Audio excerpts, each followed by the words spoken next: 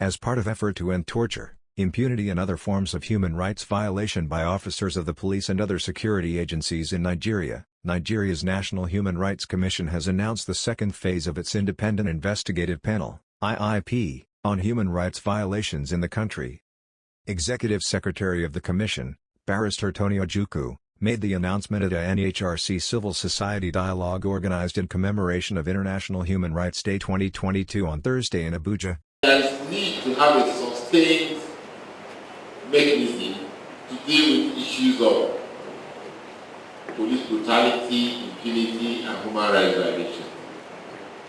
So the Commission is committed, and we've already advertised in the newspapers, calling members of the public who have genuine and concrete provable cases of torture and other human rights violations to please file their complaints.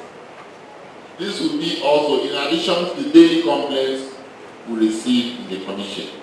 The chairperson of the Commission, Dr. Salamachu Suleiman, said Nigeria has numerous human rights challenges. However, the Commission is poised at leveraging of the 16 days of activism to galvanize support from like-minded organizations to proffer enduring solutions to challenges of human rights abuses in the country. Today, we are faced with so many challenges with varying human rights implications.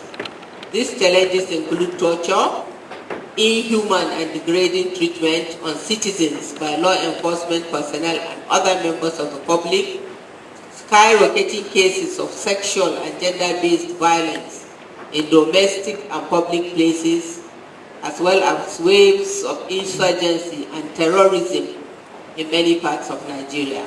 The National Human Rights Commission believes that this year's 16 days of activism provides a unique opportunity to galvanize national efforts with all like-minded stakeholders to proper solutions to problems confronting us as a people.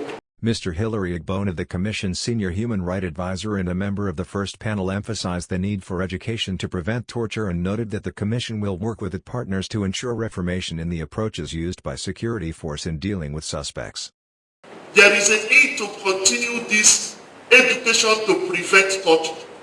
Torture is not something we should be focusing on accountability. It shouldn't even happen. It shouldn't happen.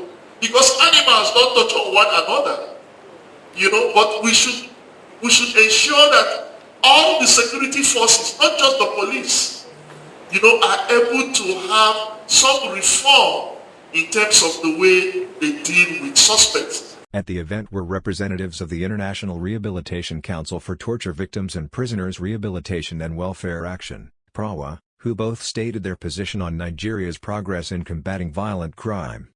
That person who you have tortured, the chance of that person living and dying only hangs on the thread of law.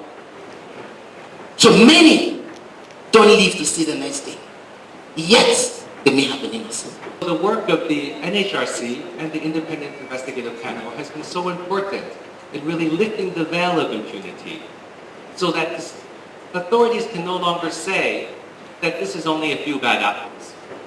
We are told this everywhere in the world, but we can document the systemic failure to hold accountable people for the abuse of power that is shown. The identity of the victims did not play a role. The SARS tortured individuals from a broad range of backgrounds: men, women, students, minors, pregnant women, lawyers, farmers. The violations were widespread and indiscriminate, and that means that everybody could be a target. DN News, Abuja, North Central, Nigeria.